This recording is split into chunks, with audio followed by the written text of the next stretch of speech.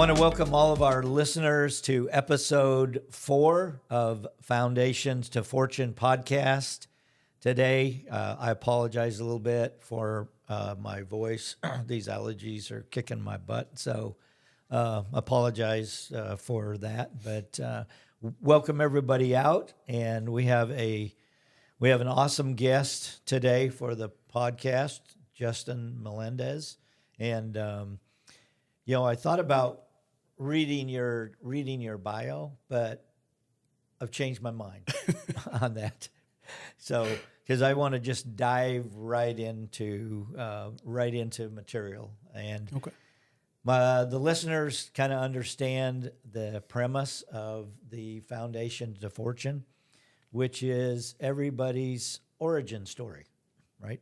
How everybody got their start, kind of where they came from, their backgrounds, and those things in their lives that moved them along to become the people who they are today. Mm-hmm. So with that, I'm just gonna jump in.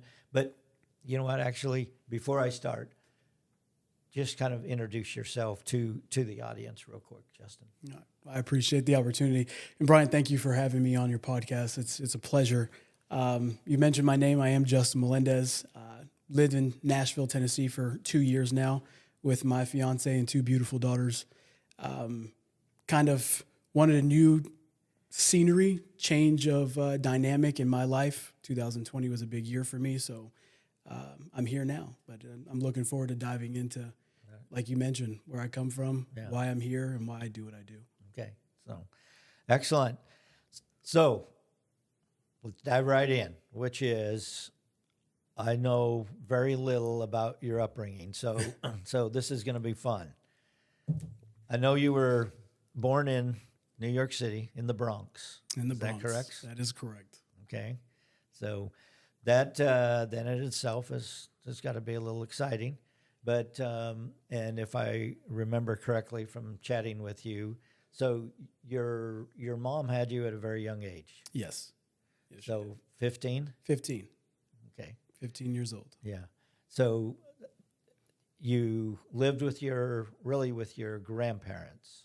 Is that kind of correct? You want to talk about that story a little bit? Yes. About that. So obviously the first 5 to 6 years of my life, I lived with my grandmother. Just because my mom obviously was young. She had a lot of growing up to do. So my grandmother took on that responsibility until she was ready. So I'd say at that point in time, she was 20, 21 years old, and that's when I moved in with her. Okay, all right. And so when you were living with your grandma, your mom was living with some other friends? Is that kind of? Yeah, she was living with 2 other friends during that time. Obviously, she was seeing me every day. Yeah. But she was still living her own life, trying to figure it out. Yeah. Oh, I get it. At the time, I didn't. Obviously, anybody that's going through that, it's confusing for a child. But as you get older and you realize some things, why your parents do some things, and gives yourself a little bit more perspective. Never want to hold a grudge on that. I did that for too long. So yeah, that had to be interesting though. It was at that kind of an age, as you say, maybe a little bit confusing. Of why does mom come in to visit, but I live with grandma? Yes, it was. And on top of that too, a lot of people don't know is my grandmother was a Jehovah's Witness. And if you know anything about Jehovah's Witnesses, they're very strict and do things a lot differently. Yeah. So for the first 5, 6 years of my life, I never had a birthday because that's just something they don't celebrate. There was no Christmas. There's no Thanksgiving. However, there were a lot of events throughout the entire year. There just weren't specific days where they honored. So it was a little bit different. And then I would see kids, celebrating a birthday. And I'm like, what is that? I have no idea what that is until I moved in with my mother, and she kind of opened that world up to me. Yeah. So tell the audience, the listeners, about your dad. Because that's an interesting story in itself as well. It is. So my father was one of the founders of the Rocksteady crew in New York City. The Rocksteady crew was the first b-boy crew, breakdancing, that was brought that genre of dance and kind of talent to New York. His name was Gudiaki, but it was his b-boy name. Lorenzo Soto was his legal name. But there was 5 of them that were together that did this, and they traveled all over the world dancing. They even danced for Queen Elizabeth. And I have pictures of them with her and that whole royalty family. So it's pretty interesting, like what they did. However, he passed away when I was 3, and I didn't really get to know him. Just heard stories, things like that. And, but it is very interesting, my background and what my father did. Yeah, yeah. And then at what age did you realize that you had other brothers and sisters? So my mom always told me that I had brothers and sisters Yeah. out there, right? But we never took the time to look for them. Yeah. But it wasn't until 2020 during COVID is when we found out. And that was an interesting story. So every year they recognize the original founders of the Rocksteady crew. And it was on Instagram while the world was shut down. My mother was on that. She saw it and she looked in the comments. And in one of the comments it said, "Rest in peace to my father, Gudiaki." So instantly she's like, "Oh my goodness, this is my brother's brother, or this is my son's brother." And she's like, I have to reach out. So she sent him a message, and she said it was about a week before he replied, because I bet he was in shock just like we were. Yeah.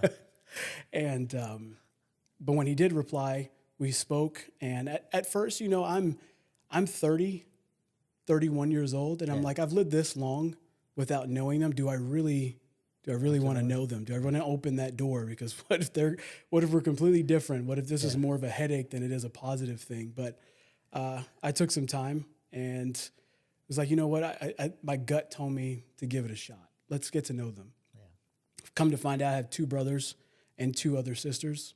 2 sisters that live in Massachusetts area, and my 2 brothers live in Miami.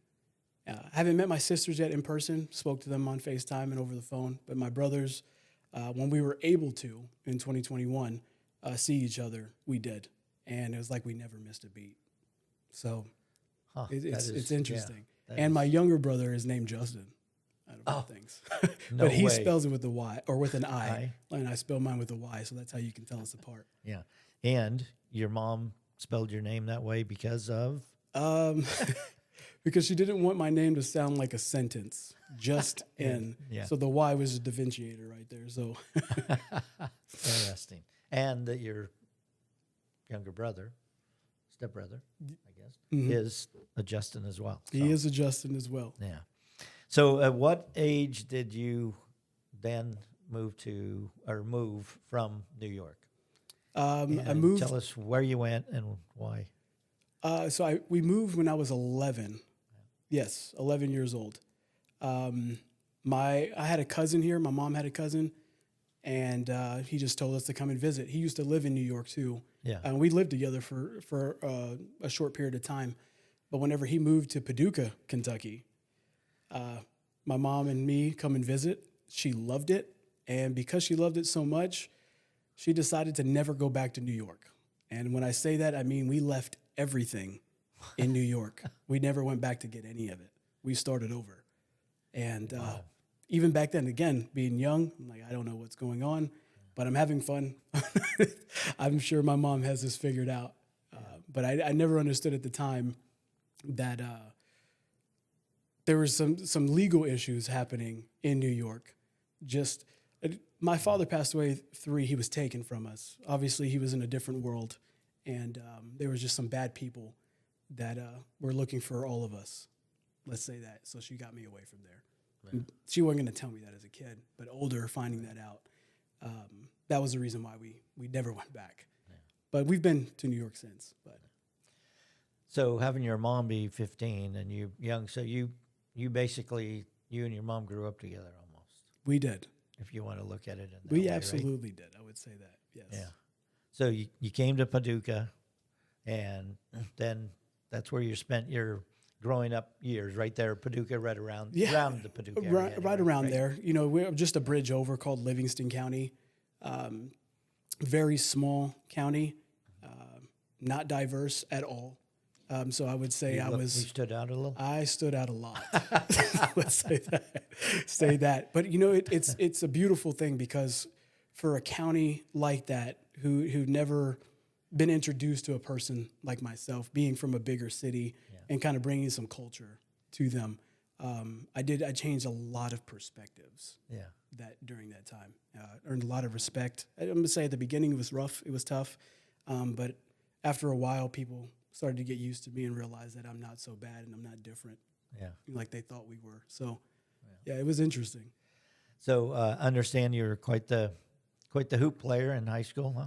I was. I picked up the sport my freshman year. I tried out my 7th and 8th grade year. Never made the team, but I was determined. I had a coach there that I don't know if she didn't like me or not, but I was different. And I'll never forget what she told me. She said I was too hood to play on her team. Yes. Too hood? Too hood to play on her team. Wow. And, looking back, I was not the best example as a kid. I had some trouble. But because she said that, I've always had this desire to prove people wrong. So when someone tells me I can't do something, I try my best to make sure I prove them wrong. And so that year, after my 8th grade year, I went to 3 basketball camps that my grandmother at the time, my step-grandmother at the time, she paid for it to help me go to. And I was transformed in that summer. Made the freshman team, sophomore, played varsity my junior, started my senior, and my coach was able to get me a basketball scholarship. So that event, from having that coach say that, was transformational in your life. It was very transformational for me. To say, you know what, I can, as a saying, I like to say, just hide and watch when somebody tells me I can't do something. Yeah. Right? Yes. Just hide and watch. Yes. Right? That's really interesting. And that you really picked that out. So then you went to Western Kentucky? West Kentucky. West Kentucky. Yeah, community college. So it was a JUCO school. Okay. There was the Stars back then. But it was fun. It was fun. And I never really saw myself going to college, really, because school was never really my thing. Loved to self-educate, but I just wanted to self-educate on things that mattered. Right. And not going to bash school on this podcast, but I think there's some things that you can learn outside of it that is more beneficial for life, and that's what I focused on. Yeah, excellent. So when you went to college, then what was the driving force with that to then say, hey, I think I want to join the military? So I knew that obviously being a community college, it's a 2-year kind of program, right? So the 2 years was coming up, and I didn't know what else I was going to do. Yeah, honestly, like I had no idea what my next step was. And my roommate at the time rushed in one day and was like, "Hey, guess what?" I'm like, "What?" I joined the military. I'm like, "Oh my goodness, why? Why did you join?" He's like, "I don't know, man. This recruiter, he got me." He's like, "He made it sound so good. It sounds interesting. You should do it too." And I was like, I don't really see myself in the military, but I'll think about it. Yeah. And took a couple of days, and he's still on me. He's like, "Hey, man, come on. You need to talk to this guy. At least hear him out." Right. And I was like, okay. And the things that the recruiter at the time, which was also a family friend, was telling me, it sounded very interesting. It was almost like a calling. Yeah. And so I was like, I'll do it. I joined in 2008, got back in 2009 from my training, and a few months later, we got deployed to Iraq. And the beautiful part is, like, me and my friend were able to go through basic and AIT together, and then we end up getting deployed together. So we got to experience all of it together. All together, yeah. And you were, when you got deployed after basic, and you went to Iraq, it was like a 3-year-long tour, right? Yes. So there was a little break in between. Yeah. So the first actual mission was the 2009 and 2010. Yeah. Then we had some time in between, and then I went back in 2011 and come back in 2012. Yeah. Wow. Yeah. None of this 9-month tour or year-long tour stuff. Right, huh? right. And I mean, for us, it was more of me volunteering on the second one. Right? I had an option, but I did enjoy it, being out there. And obviously, I didn't have a girlfriend. I didn't have kids. It was just me. Yeah. And I wanted to see the world, so I decided to go back. Yeah. So you were. So how many years you been in the military now? 16 and a half years. 16 and a half years. Yes. Yeah. I'm almost done. And you're almost done. Yeah. And so when will you finish your service? And by the way, we appreciate your service thank very you. much. I'm a big fan of the military. So. Well, I appreciate that. Thank you. Hopefully by the end of this year will be my last, I guess, hoorah, you want to say. Yeah. I am going through a medical retirement. Okay. Hip related? Yes, hip. I had a total hip replacement last year of March due to an injury that happened on duty. Yeah. And obviously, besides that, knee issues, back issues, neck issues, all kinds of things. Yeah. So I make a joke about it. Like after I'm replaced with everything, I'll be brand new. Yeah. So Yeah. Your fiance will like that, right? yes, she will. Yes, she will. But yeah, it's been quite the journey, 16 and a half years. So you started out logistics. Yes, 88 Mike, logistics, truck driver. And actually, I mean, I never did my job overseas, which was interesting. I was actually a gunner. So I was behind a 240 Bravo.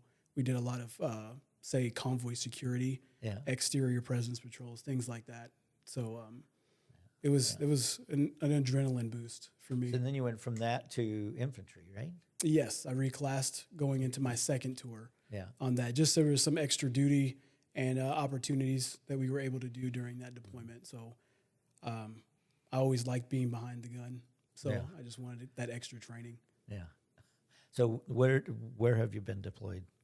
So both was in Iraq. Yeah. Up north, QS by Mosul, and my second tour was in Baghdad. Okay. So I was in VBC. So the heart of Iraq, my second tour. Yeah. That one was very interesting. Yeah. Yeah. And so what do you say that? Just the first night that I come to Iraq, and we have chews, 2-man chews. It looks like a container that we sleep in, and it's about midnight, and we're loading all of our stuff off the truck and about to go to our chew, and the sky lights up. It looks like fireworks. I'm like, oh, it's like a welcoming, you think, and come to find out it was our defense machine shooting mortars out of the sky. So they were mortaring us every single day, and if it wasn't for our CRAM systems, they would have hit. But every time one would come up, it would blow it up before it ever hit impact. Yeah. So that was my welcoming into my second tour, and I was like, what have I done? Into Baghdad, yeah. Yeah. So that, like when I say it's interesting, is it was every day we were getting mortared. Yeah. But if it wasn't for our technology and our systems, protecting us, it would have been a lot worse. But thank God for that.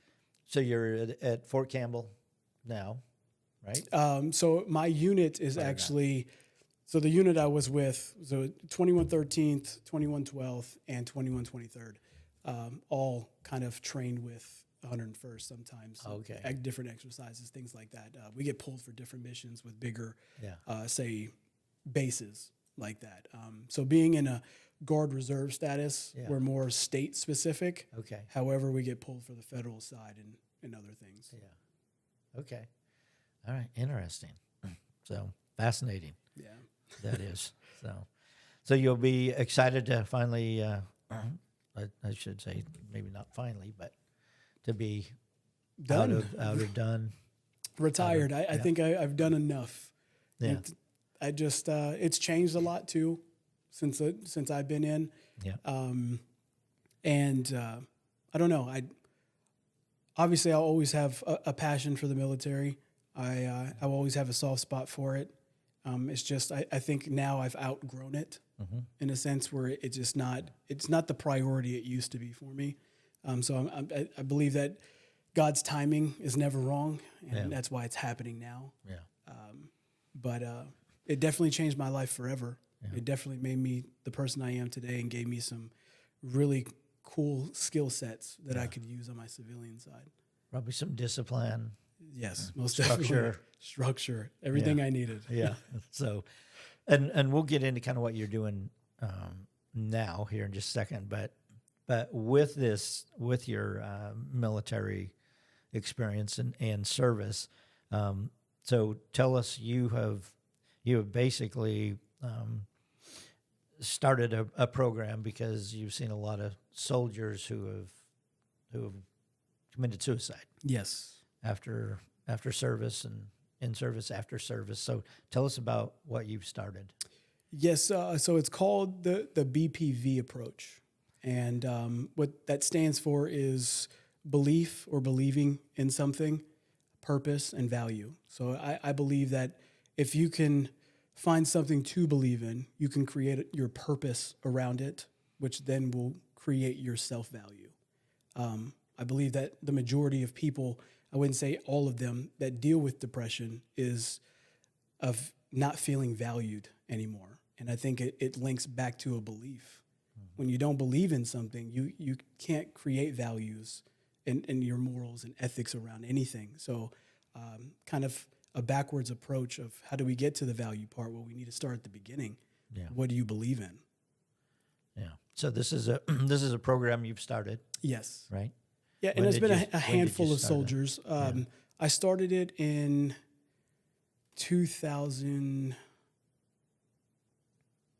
2021. Yeah, 2021 is when one of my close battle buddies passed away. He took his life, and then I had another soldier that was underneath me that took his life too. He was 21, and that one really got to me. Yeah. And that's when you started this program. Yes. So, well, that is really awesome. So, how can people get involved, or can they get involved in helping on that program? Or Yes, for me, like to contact me, obviously my social media pages, Yeah. things like that. I do have a lot of soldiers that reach out to me yeah, and just needing guidance, and I usually do it on that. yeah, It's not something that I advertise in a Right. sense. Maybe I should, but a lot of the soldiers that look up to me, they constantly send me messages, and Yeah. I kind of put them through this process of figuring out the belief portion. So if anybody wants to kind of figure it out and is dealing with some kind of depression and needs help out of it, definitely reach out to me. okay. Be more than happy to help. Yeah, we'll make sure at the end we have you give us all your social media handles. I guess that's what they call them. Is that what they call them? Handles now, Lauren? All right.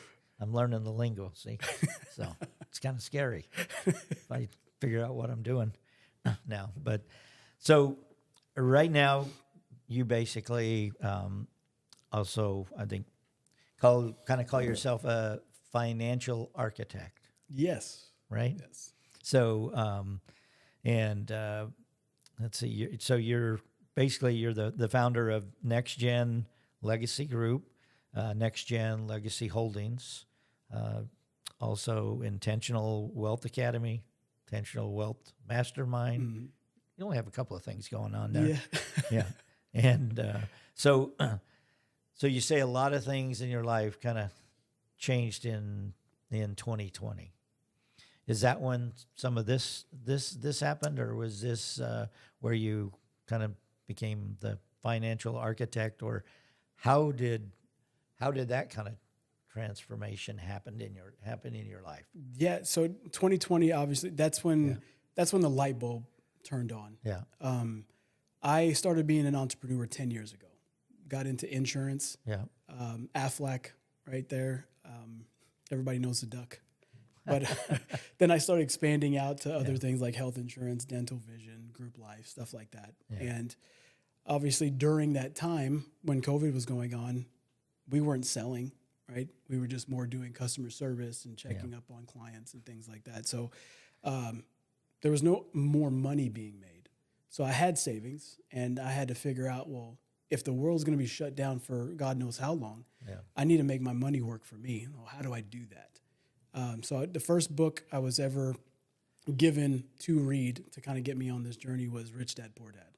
And that one, Robert Kiyosaki. oh yeah, that one changed my life. Yep. It changed my perspective on money, and it kind of just brought me down this rabbit hole, really. And then that linked me to Grant Cardone and his team. A good friend of mine was a huge fan, was like, hey, you need to check this guy out. And I was like, okay, I will. Then they say, drank the Kool-Aid, and I just fell into it. 10X conference or I something? have. I've been to a few 10X conferences. I've done every program with Grant and his team except for the 10X Capital or Cardone Capital. Yeah. But I learned a lot, and I was able to put myself around individuals that have done it, that are doing it, and I just wasn't afraid to ask questions. And one of the events that I went to, which really like changed my whole perspective, was it was during it was 101 business. And it was about scaling, and there was this private event I was not able to go to. I didn't have the ticket. I just got a lower level ticket at the time, but I somehow was able to get into that event. One of the guys somehow. I didn't sneak in. I didn't sneak in. I was going to say, is there a story to that we need to dive into? Or what? There is. So obviously during these kind of settings, there's like breakouts, right? When you have lunch, you're sitting around new people. And a gentleman I was sitting next to at that time did not know he was a multi-billionaire. He seemed like a regular person. And we just had a really good conversation. And I told him I was in a learning phase. I just wanted to know everything. And you were a sponge. I was a sponge. And he was like, hey, there's an event. I think I can get you in. Do you want to come? I was like, sure, absolutely. Well, I go into this room. There's maybe 50 individuals. And obviously I could tell like I was not supposed to be in this room.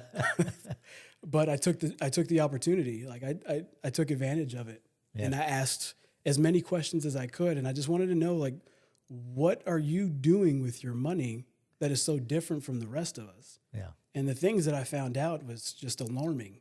I was like, it almost pissed me off, honestly. Like, just to be like, why is this not advertised? Why do not more people teach this or show people how to do it this way? And I believe it's done on purpose, obviously. We have a labor force that keeps our economy afloat, that grows our economy. And if everyone knew how to make their money make money, then bye-bye labor force, right? So that's why I think they call us 10%ers, because we go above and beyond to learn the other, aspects of life. And after I learned everything, I started implementing it into my own life. Yeah. I wanted to see if they were for real, if this really worked. Right. And so about a 2-year time frame, I saw what was happening to me and the transformation I was having financially. And I was like, you know what? I think I can create a business model. So I had a mission statement of, I want to disrupt the entire financial industry. I want to let people know that there's a different way, a more efficient way to grow your wealth. And I figured it out. And I wasn't going to be afraid to tell anybody about it. And I told my friend, who still is my friend now, I'm not going to mention his name just for safety purposes, but I make jokes on like, you should have never brought me into that room. Yeah. Because I'm telling everybody. Yeah. I'm telling you all the secrets. But he laughs. But it's true, because I feel like my truest purpose now is to help the individuals that I used to be like. Yeah. So did you come up with the name financial architect? Or I did not. One of my clients did. Okay. That's how the name stuck. So last year was my biggest client. Yeah. He was like, hey, man, you're kind of like an architect with this. And I was like, financial architect. Yeah. And I just kind of put it together, and it was that. So yeah, I didn't originally never thought about that. I had initially, before the financial architect come into play, I was known as like the cash flow specialist. Like I could help people create cash flow with what they already had. They just needed to know how to do it, so I would teach them. Yeah, yeah. Well, so now we can dive into a lot of that stuff, but I don't know how much of all your secrets you want to give away, but it sounds like you're like, hey, I want to tell everybody everything I've learned. Yes, I believe, and I know you have a workshop and you have a mastermind and all that good stuff, and we can probably talk about how they can become part of that too. But let's kind of, so you really kind of started this when you were still, I mean, you're still doing, you know, your military and Yes. all of that stuff. So how did those two mix? Fine. They mixed just fine. Yeah. They started to conflict with each other whenever there was events that I wanted to go to, but then I had drill or training. Right. Yeah. And then that's where like my mind shift kind of happened. Yeah. I'm like, you know, what is a priority in my life now? Yeah. You know, is it learning this? Is it going to this? Is it teaching this? Or is it the military? Yeah. And, you know, I hate to say it, but that's when the military kind of took a back seat for me. Yeah. Because I needed to go all in on this other model. Yeah. The military wasn't going to be forever, right? Yeah, But this will be for me. So yeah, it did at some point during that transition. But the beautiful part about it is because of my social media platforms, and even when I get in front of my soldiers, like I'm trying to help them financially. Yeah. Because obviously they're young and not very intelligent with the bonus that they get joining the military. I wasn't. So I try to help them not make the same mistakes that I did. Yeah. And I get a lot of good feedback. And then now I just recently did one for 2112, the company, which is about 100 soldiers there. I was able to do what I do for my academy for them. And they really enjoyed it. Yeah. Probably felt good, right? Yeah. To give back to those guys. It did. And I've been trying for so long. I'm glad that the military started seeing it because there's a lot of soldiers that are in debt.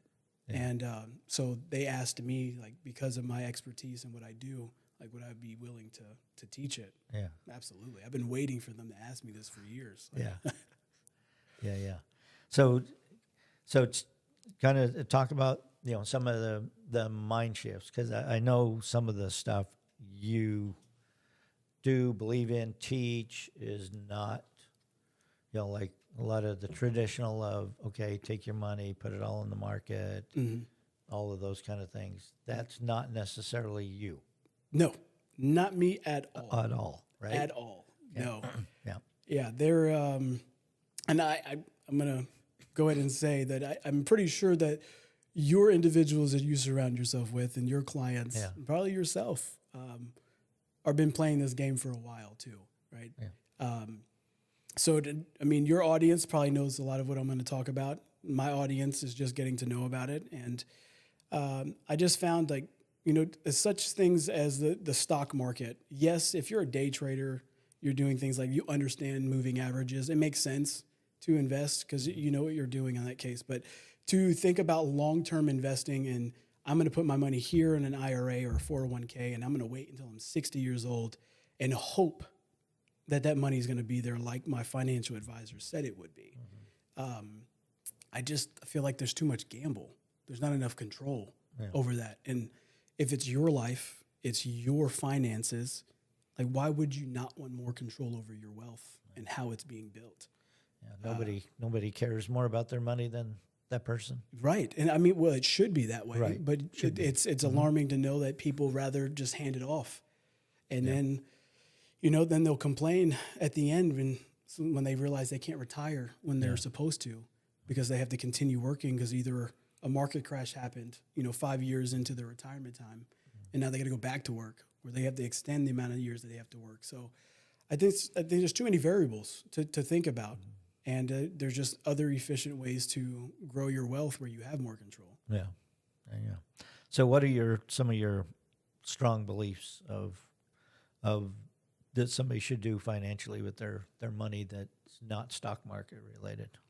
I believe talk about some of the things you teach. Yeah. There's 4 pillars. So there's your financial IQ. Obviously, when you get into this side, you really need to understand the game. So you need to take the time like I did. I took 2 years to really dive in and teach myself and learn from others. Excuse me. So I had to increase and level up my financial IQ. And then once you have that, it's your financial structure. So this is one of the biggest mistakes I see a lot of my clients have made where we go back and we fix is that we want to jump right into investing, but there is no foundation. There's no structure built for you to invest on and to build on. No. Right? So what happens is because it's not a strong foundation or a sturdy structure, you start building and then it ends up collapsing later on. So we always focus on the structure part, make sure that is where it needs to be. And I believe that you position your money first before you ever invest. And I'm not saying save. We get out of the mindset of saving money. We don't save money because by saving money means you're doing it a traditional way of putting money in a savings account, which is paying you nothing. And with the rate of inflation, well, you're losing value over your money over time. So when things like the inflation increasing like it has, when eggs become outrageous, you feel it because your dollar was not keeping up with the rate of inflation. So I teach my people how to position their money in areas that will give them a higher return above the rate of inflation, but still give them access in case they need it for emergencies. Yeah. So there's accounts out there. They'll pay you 4% just to leave your money there. Betterment is one of them. Free platform, very easy to use, but just put your money there. And if you need it, you can touch it. It's not locked. There's no penalty, but people don't know that. Right. So I just help them understand, like, you don't need me. You need what I'm going to teach you, but you can do this all on your own if you really wanted to. So we talk about the structure. Next is creating financial friends. And I hope that me and you, we develop that relationship, right? And it's a lot different than your high school, your middle school friends that college friends that you've grown up with. This circle of individuals are ones that are going to push you to that next level, the ones that are bringing in guidance and other perspectives into the financial world. They want to invest with you, right? And we share ideas with each other. Those are the kind of financial friends I'm talking about. It's something you may not know about. You make friends with that person, and they're going to give you the insight. They're going to give you the knowledge to really understand that. And once you have that, you create financial opportunities. Whether they bring to the table, you bring to the table, and then y'all invest together in these financial opportunities. But you have to go through those steps to get to that point, because if you try to skip one, it's going to collapse. It's going to. And it's something you can't do by yourself in this side of the world. Like, you need those financial friends. So some of these processes some of the processes that you learned along the way, did that then drive you to go, okay, I need these financial friends, as you call them? Yes. So I figured out the financial IQ. I figured out the financial structure. So one of your first financial friends was probably the guy that got you into that event, right? Yes, it still is. Yeah. Still is to this day. And I was like, well, I need more people like you. Yeah. I need to understand. So how did you go about finding them? Just networking. I consider myself a master networker. I love socializing and meeting people. And I'm very intentional about how I network. So I was going to make a video about this on my social media for next week, but I'll give you a little insight. I was at this networking event, and I see this kid, and I say kid, I can tell he's young. He's got a stack of business cards, and he's like going to everyone, just giving them out. And I'm laughing, and I'm like, I used to be like that. Like, that was me. I wanted to get my name out. I wanted everyone to know me. And what I realized is that no one's going to remember you, right? They're going to take that business card, they're going to put it in their pocket, they're going to wash it, they're going to put it in a drawer, or they're going to throw it away. It's going to get lost somehow. So I wanted to make more meaningful connections. And so when I go to a networking event, I'm looking to connect with maybe 3 people. That's it. And I'm taking my time, like, looking around the room and figuring out who do I want to connect with. And so because of that, and I do it so often, I'm starting to create more financial friends because of being more intentional on how I network and the network events that I do go to. Obviously, I want to go in investor events. I want to go to real estate events just because I know my clientele is there and my type of financial friends are too. Well, I think that's very, very important, the intentionality of it all, right? But I think, this young man who, came with all those business cards, he will eventually get to the point where you and I are to where we're very intentional. Yes. Right? But they have to learn some way, because that's not something they teach in school or college, to be intentional about, what you do, right? Right. And, Not at all. yeah, I tell my agents, if you go to events, you need to be very intentional about who you're there to meet with. I tell this story. We do a big event. We have done a big event every year where we have national speakers and things like that come in. And I had went to an event, listened to one of the speakers, and I was like, I absolutely loved everything he said. I mean, it just spoke to me, right? And so a few months later, I knew he was going to be speaking again at kind of a business type boot camp. Mm-hmm. So I said to my wife, I'm going to go to this boot camp. The only purpose for me, I don't care what I learn, whatever, the only purpose, I'm going to talk to that guy and I'm going to get him to come and speak at our event. I mean, that was my whole intention. The only intention I had of going to that event, right? He spoke. When he came off stage, I immediately went up to him, talked to him and his wife, got them. He agreed to come and speak, and now we're friends. Awesome. Right? But it was just the intentionality of being very intentional about who you want to see, who you want to meet, what you want to talk about with that person, and so I love, what you said about being very intentional, right? Yeah. And that's how I agree. That's how you build those, as you call them, financial friends and mentors and things like that is just being very intentional about what you do. Yes. So, yeah. So were those the four, or did? No, yeah, those are the four, okay. and obviously in each level of those, there's different things that we break out and we focus a lot on, and obviously the structure is the big part, right? Yeah. The majority of say the United States, the population, they invest into an IRA, Roth IRA, or a 401k with their company. And I'm a little backwards on some things. Like if you want to just get started out, I believe that you should try to max out your Roth IRA first before you ever start putting money into a 401k, even if you're getting the match. Because what people don't understand is that the pre-tax benefit that you think that you're benefiting on, that tax savings at the beginning, is much less than what you're going to pay on that money later, right? That extra match, that 5% that you're getting, is only going to cover the taxes that you're going to have to pay on that money later. Yeah. And if you do the math, you'll see it is a substantial difference. And I believe that's the trap. That's the mindset trap that people think, I'm getting this pre-tax benefit.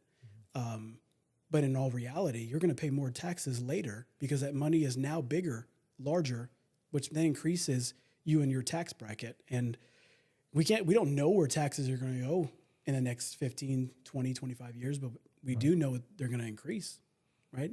So if they're going to increase, that means you're going to have a higher tax implication then.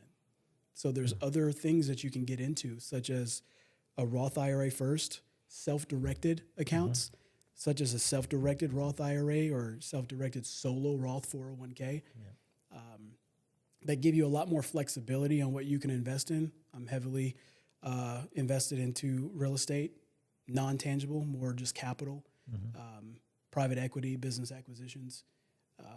And then I teach individuals on how to become their own bank as well.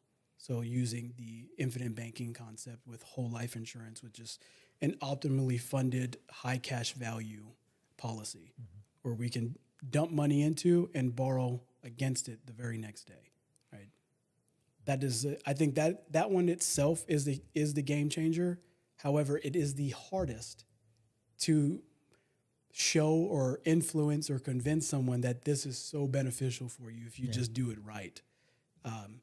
When you can earn money off of $1 in two different places, like what is better than that? What other vehicle is giving you that? There's none. There's none. No. So we use a lot of that, and I teach a lot of that. So what's the first thing that you teach your students that they should do? First thing is understanding their cash flow or the way their money is moving. So you have an average American that is getting a paycheck. From that paycheck, It's going into a checking account, and checking is going to cover current monthly lifestyle expenses. Yeah. And if there's anything left, it goes into savings. And, we come around a pair of shoes or a shirt that we want, we see it, we buy it, right? We move money back in from the savings to the checking, and we purchase it.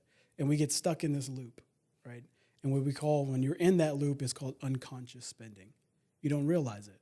Yeah. There's an alarming statistic that shows that there's over 60% of six-figure earners that still live paycheck to paycheck. Well, why is that? Well, it's Six-figure earners. Six-figure earners, over 60% of them live paycheck to paycheck. Yeah. And it's because of that keeping up with the Jones effect, right? They have this raise, and when the raise happens, so does their expenses because, I have it now.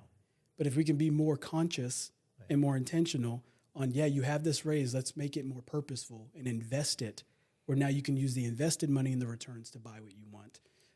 It will go a lot longer for you. So that's the first thing that we focus on is like, what does the inflow looks like? What's coming in, what's going out, what's left? What's left is cash flow. Do you have debt? We focus on debt. Emergency fund, which actually emergency fund is first that I focus on, then debt. Then from there, after we have knocked that out, we have cash flow available to invest. But Yeah. I think you said something very important just a second ago when you said they have this extra cash flow. You said emergency first before debt. Yes.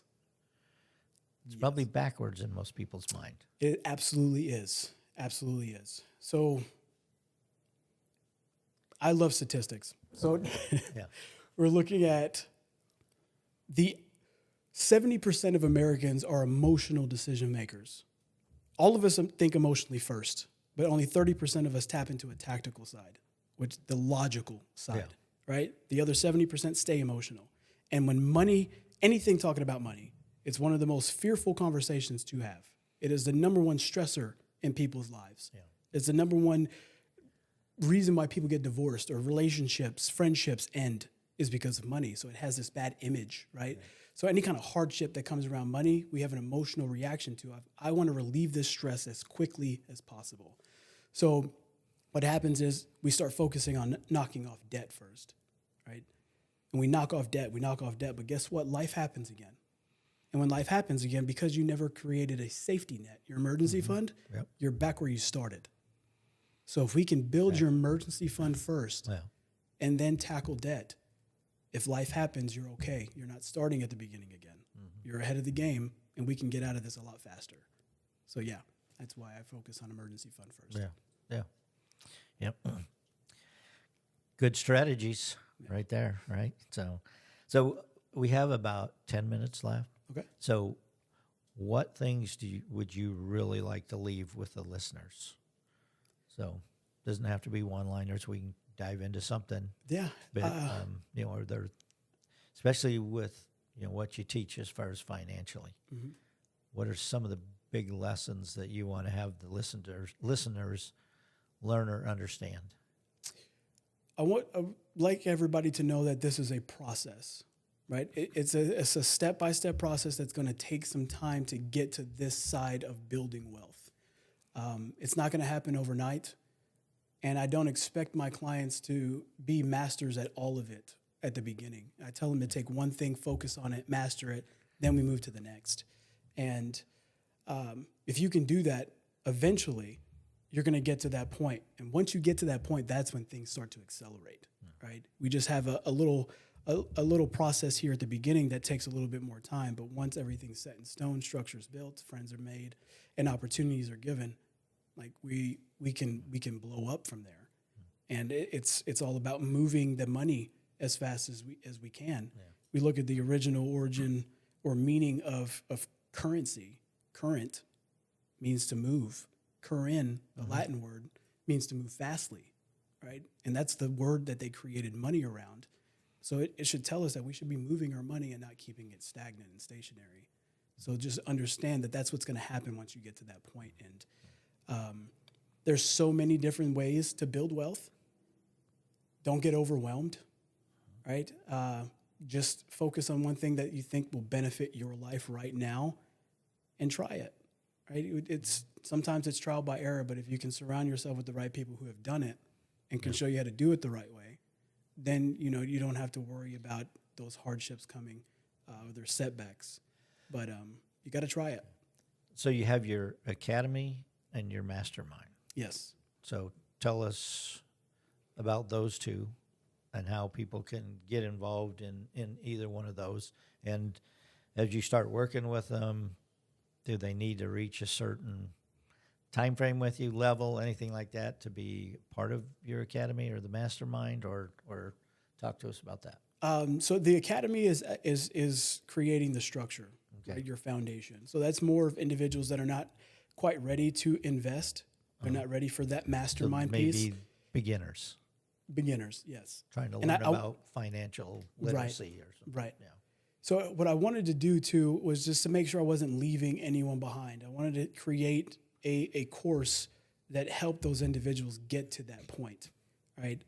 So that's it's a 6 session program. Yeah. Say 3 months. We meet every other week, and I just start from start to finish. Right. We're talking about that financial IQ, more of mindset shifts on that, building structure, and then getting them to the point where the cash flow is there now, and it seems to help everyone I've done it with so far. Yeah. And haven't had any complaints. And I have a money back guarantee, is what I tell them, is if you don't see a change in your life by the end of this course, I'll give you your money back. Yeah. But I'm that confident in what I teach. But I haven't had anybody ask for their money back. I'm doing something good. Yeah. My mastermind it's a membership, annual membership for that. I wanted to create a group of individuals, not only teaching things, creating a community, and talking about challenges. I have all kinds of different industry folks that are in my mastermind, but I wanted small money. When I say by small money, I'm talking about 10,000, 25,000, 50, even 100. Right? I wanted the small money to be able to invest with big money. So I have a lot of big investors in my mastermind that do not mind someone saying, "Hey, we would like to make 18% on our money, but I only have 10,000. Sure, we'll mix it in with ours. We'll invest together, and you'll get that 18% on your money." Yeah. So that's one thing I realized that was very hard for individuals to get into, especially private equity world or big multifamily deals. Yeah, you're looking at entry fees for like 250, 500K. Right. One person obviously can do it, but there's some other individuals that would like that opportunity. So I created that for them. So as you call the big money, was it difficult to get the big money people to buy in, to let the small money people to invest? It took some finessing. It did. Yeah. I did lose a couple individuals in the mastermind itself on that. Still really good friends. I completely understood, know why. But then there was a few that were okay with it, and obviously they can invest themselves. They don't really need anyone else to invest next to them. Right. Yeah. However, they also come from having nothing, so they understand how difficult it was to get that, and if they can lend out a helping hand, they wanted to do that. And those are the kinds of people that I love working with. Yeah. The mastermind, how often do you meet with those folks? We meet once a month virtually, which our next one is next Thursday between 6 and 8 p.m. And I'm actually opening that up to the public. So anyone can jump on this one. And this one is me really diving into becoming your own bank and letting people understand the ins and outs, all the details. So if a life insurance agent comes up to them and says they can do this, well, now you know what to ask. Yeah. So I'm opening that up to everyone. So if you are wanting to join, on my social media pages, after I let you know, you can contact me and I'll send you the link on that. But we have an in-person every 3 months. So every quarter, it's a dinner, kind of let everybody meet together. And then I'll have an annual event, more of like a conference setting, have guest speakers come in. But that won't start until 2026. So you take them all to Bourbon Steak or something? But yeah, that sounds good. Yeah. Don't tease them. That's one of my favorite places in Nashville. Yeah. It's one of Jade's now. So she's behind the camera for those that are listening. So But yeah. Well, cool. So, what last nuggets do you want to leave with the audience here as we wrap up? Last nuggets. There's two things that will eat away from your wealth if you're not intentional about safeguarding your money. That's taxes and that's inflation. You can position and invest your money in strategic investments. You're going to be okay. You're going to be okay. Yeah. You just have to know where to put it. So ask the questions. Do not be afraid to ask that wealthy individual that's on your block and you see how wealthy they are. Don't grab coffee and just ask, what have you done differently than what I'm doing? And you'll be surprised at how willing they are to open up and tell you their secrets. And then they'll tell you how they don't pay any taxes. Right? Yeah. And that could be a conversation for another time. I do a lot of different things. Just know that what I'm most known for is creating tax shelters for high net worth individuals. Legally, though. Legally. Not some morally, ethically, not some, legally. Cayman Island thing or something. Nope. Okay. Nope. Legally. Yep. Right. I use the tax code, and what the tax code allows us to do can change your life forever. Right. Just got to understand it. Yeah. That we could be here. I was going to ask you a couple questions, but we'd be here for the next 3 hours or more, or days. So you're going to see a lot of passion come out of me if you start talking about that. So I appreciate having you, Justyn. It's been great.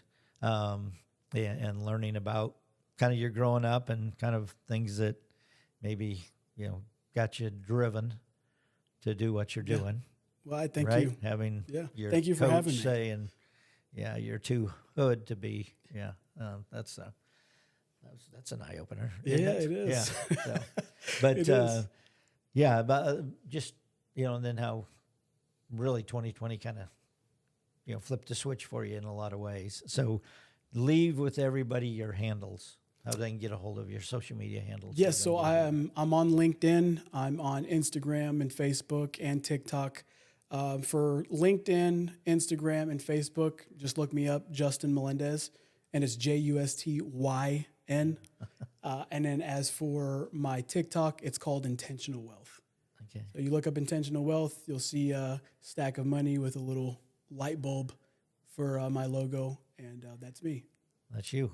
So, well, really appreciate you coming on, Justyn. Thank you again for having me. It's been a pleasure. And if you want to get a hold of him, you have all of his social media. Reach out to him, and I'm sure he would love to have you on this academy and his mastermind and teach you how to grow your wealth. So thank you, everyone, for joining this episode, and we'll see you in a couple weeks with episode 5. Thank you.